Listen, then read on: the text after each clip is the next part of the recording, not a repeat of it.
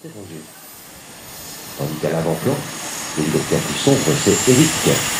L'un et l'autre, deux grands spécialistes de la discipline, c'est le moins qu'on puisse dire, ont une prestation exceptionnelle parce que je disais deux machines de ce calibre ensemble en même temps, c'est pas courant. Alors d'un côté, Eric avec l'hélicoptère sombre à l'avant-plan, eh bien c'est tout simplement le plus gros hélicoptère radiocommandé de France. C'est le seul hélicoptère vu de catégorie B, je crois. Tandis qu'à l'arrière-plan, voici un hélicoptère qu'on ne voit presque jamais. Un grand merci à Roger de nous présenter. C'est le Mini 24 King. King, autrement dit, un hélicoptère d'origine soviétique. Bien évidemment, avec ce look particulier, une machine née dans les années 70, à l'époque, les soviétiques avaient tout misé sur un hélicoptère rapide et très rapide. Et cette machine, qui n'a pas ce titre, eh bien, effectivement, a battu à son époque était record de vitesse. Regardez, double cockpit, le pilote devant, le mitrailleur, l'opérateur d'armement, encore plus en avant sur la petite boule, parce que cet hélicoptère est très lourdement armé. Le face-à-face est quasi impossible entre d'un côté le Mini et puis d'un autre cet hélicoptère sombre qui semble ressembler à une gazelle. Ben oui, l'aérospatiale gazelle, regardez le fenestron, autrement dit, le rotor anticipe le carré à l'arrière. On dirait la silhouette du gazelle, et bien oui, mais non. Enfin, non, mais oui. Qu'est-ce que ça veut dire? On va entendre dans un instant, revenons si vous voulez bien sur l'extraordinaire Mini Sonic qui est catapulte quelque part en Afghanistan en 1980. Oui, cet hélicoptère n'a pas d'équivalent dans le monde. Ben oui, forcément, à l'époque des années 70, on est en train de terminer le conflit du Vietnam avec les Américains et la base d'hélicoptères sur les deux types, soit attaque au sol, soit les préparats d'attaque au sol, soit le Iroquois, le français, le Sibérien, le Mini 24, lui, c'est les deux à la fois. Avec cette machine, les soviétiques ont inventé le concept d'hélicoptère d'assaut. Vous avez assaut comme attaque au sol, débarquement de troupes, 8 soldats d'infanterie équipés dans la soupe, plus tout l'armement sous les moyens d'elle. On nettoie le terrain d'abord, on dépose le commandé, ensuite c'est le Mini qui est là. Et puis l'autre, oui, quelque part, c'est une gazelle. Mais une gazelle détuée, déguisée, maquillée, trafiquée, complètement touchée. C'est une hélicoptère n'existe pas, c'est une hélicoptère d'instruction, c'est une hélicoptère date de 1983, c'est le cinéma. C'était bien sûr Blue Thunder en anglais, tonnerre de feu. C'était lui, c'est une machine de cinéma. On a imprimé un feuilleton de Genevieve Buzzard en 1984. L'acteur américain Roy Scheider était au command de Blue Thunder et son ennemi géré dans le film c'était Malcolm McDowell à bord d'un yacht de 500 cailloux. Cette machine a réellement volé déguisé et pas en continuer de tirer, réellement volé sur base d'un gazelle, de Blue Gazelle déguisé en Blue Thunder à l'époque, mais la machine était tellement à l'origine pour les besoins du film que les performances étaient évidemment pas du tout à la hauteur de ce que espérait dire une triche qui est en post-production, en traitement d'image pour donner l'illusion que le Blue Thunder était bien plus performant que ne l'était la gazelle à l'origine par son déguisement. Sachez que pour la scène de l'hybride finale dans le film, c'est bel et bien un hélicoptère radiocommandé à l'époque qui a été utilisé pour tourner cette scène. Alors, avec l'hélicoptère Blue Thunder totalement, croyez-moi, bien plus gros, bien plus performant, turbine à gaz à l'intérieur, peu de position, peu d'éclairage, vous l'avez vu l'armement fonctionnel, le tableau de bord illumine les fonctionnalités de lever et cerise sur le gâteau.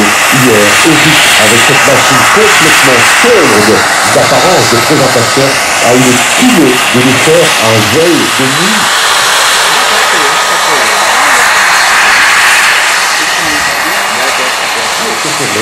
Ce Blue Thunder a volé de nuit hier, ici même, du côté de 22-23 heures, c'était juste hallucinant.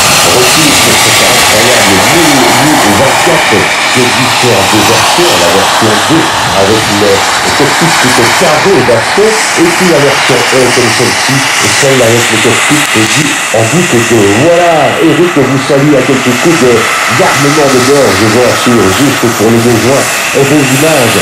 C'est vrai que le monde du cinéma et le monde de la télévision ont régulièrement fait appel au monde de l'aérodynamisme pour les besoins de leur séquence. On a évoqué Memphis Belle ce matin, le film légendaire pour l'utilisation de 2007. On pense également à l'Empire du Soleil de Spielberg, je crois, avec des déventions sur ces machines et plein d'autres films de la Rosace. On a dit aussi des documentaires sur Saint-Exupéry, on peut tourner avec la maquette forte par le modèle 30, etc. Le face-à-face impossible, l'image que je vois en modélisme, un vieux soldat, une puissant avec un nez et une 24 qui n'est pas censé voler sous de l'habitude. C'est ça que ça fait le modélisme, c'est ça que je fais jusqu'à parvenir 2015, ici deuxième du monde. Parce que oui, c'est du bonheur. Le premier était magistral et c'est passé à Carignan en 2012. Celui-ci, hier, avant la fin de journée, on savait que c'était déjà une fête absolue. Et ça continue. Et là, c'est bon, et je ne sais pas à quelle heure ça va se passer. Le 360 de Tesla du Gutenberg, plus de 25 kilos de masse, c'est parce que je le disais, le plus lourd hélicoptère indépendant. Sans de prendre la foudre de Scientec, alors qu'il y avait largement de bord fonctionnel sur le Gutenberg, le Nil, lui, dispose du train d'atterrissage rétractable. Très curieux d'ailleurs sur le grandeur, parce que voyez-vous, le grandeur de l'hélicoptère soviétique avait tendance en fait à glisser latéralement. Alors les ingénieurs de chez Gemini ont résolu le problème en maintenant le repère de 2,5 degrés à droite. Problème, c'est que vous êtes ici pour décoller et atterrir. Alors, autre solution secondaire, on a tout simplement raccourci les gens de train de l'autre côté. Un jour, je passe quelque part, vous allez constater qu'il penche sur le côté, c'est tout à fait normal. Il a une capacité d'exploser tout simplement pour compenser l'inclinaison de 2,5 degrés à de son rotor principal.